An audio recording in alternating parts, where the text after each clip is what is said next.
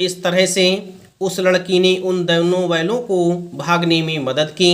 उसने बैलों से कहा कि ये लोग तुम्हें मार डालेंगे, इसलिए मैं तुम्हारी रस्सी खोल देती हूँ, आप यहाँ से चले जाएं। उसने गराव खोल दिया, पर दोनों चुपचाप खड़े रहे। मोती ने अपनी भाषा में पूछा, अब चलते क्यों नहीं हो? गराव खुलने पर भी दोनों चुपचाप खड़े हुए थे। मोती ने हीरा से पूछा, अब क्यों नहीं चल रहे हो? यहाँ पर क्यों खड़े हुए हो? यह सुनकर के हीरा ने कहा, चलें तो, लेकिन कल इस अनाथ पर आफत आएगी, सब इसी पर संदेह करेंगे। सहसा बालिका चिल्लाई, दोनों फूफा वाले बैल भागे जा रहे हैं। ओ दादा दादा, दोनों बैल भागे जा रहे हैं, जल्दी दौड़ो।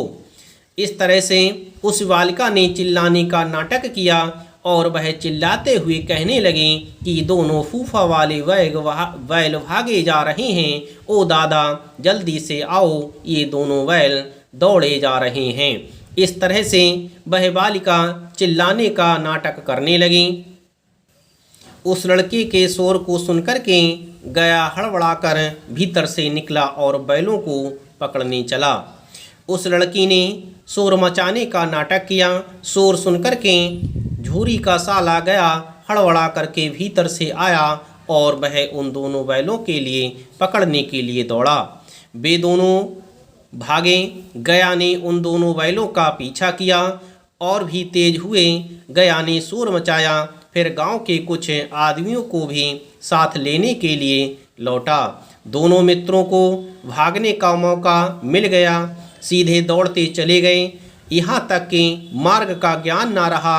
जिस परिचित मार्ग से आए थे उसका यहाँ पता ना था। नए नए गांव मिलने लगे। तब दोनों एक खेत के किनारे खड़े होकर सोचने लगे, अब क्या करना चाहिए। इस तरह से वे दोनों बैल भागे। वह ये भूल गए कि हमें किस मार्ग पर जाना है। वह जिस मार्ग की ओर दौड़ रहे थे वह मार्ग उनका परिचित नहीं था। दौड़ते दौड़ते वह एक खेत पर पहुँचे और उस खेत के किनारे खड़े होकर के विचारने लगे कि अब हमें क्या करना चाहिए। हीरा ने कहा, मालूम होता है राह भूल गए हैं। राह का अर्थ होता है मार्ग।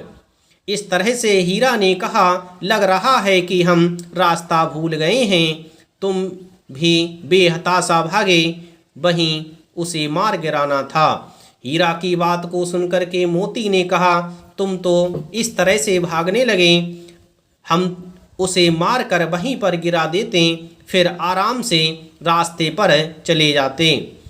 ये सुनकर के हीरा ने कहा, उसे मार गिराते तो दुनिया क्या कहती। वह अपना धर्म छोड़ दे, लेकिन हम अपना धर्म क्यों छोड़ें। इस तरह से हीरा मोती के लिए धर्म के मार्ग को समझा रहा था।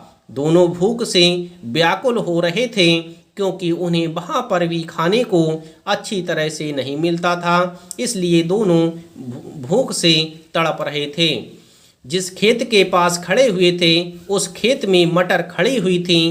वे दोनों उस मटर को चरने लगते हैं। रह रह कर आहट ले लेते हैं, कोई आता तो नहीं।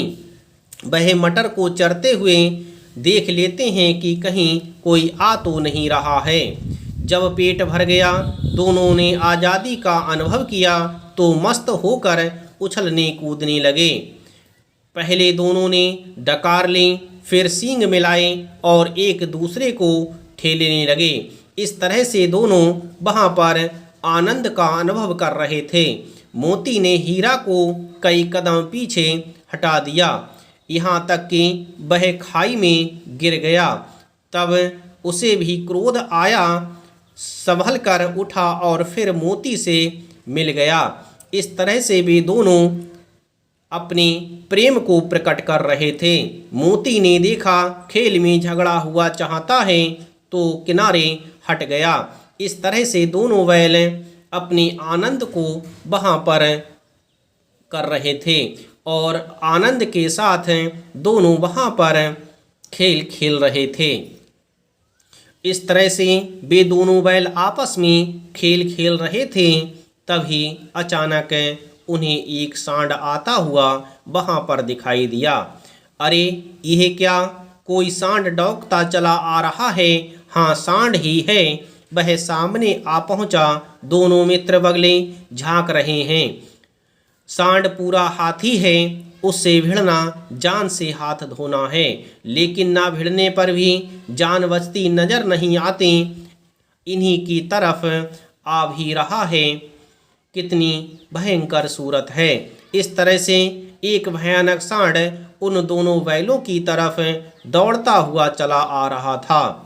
मोती ने मूक भाषा में कहा, बुरे फंसे, जान बचेगी, कोई उपाय सोचो। हीरा ने चिंतित स्वर में कहा, अपने घमंड में भूला हुआ है, आरजू विनती ना सुनेगा, भाग क्यों ना चलें। इस तरह से हीरा ने कहा कि हमें यहाँ से भाग चलना चाहिए, क्योंकि यह सांड घमंड में पूरी तरह से मस्त है और ये हमारी विनती को भी नहीं सुनेगा। इस तरह से वे दोनों आपस में वार्तालाप कर रहे थे।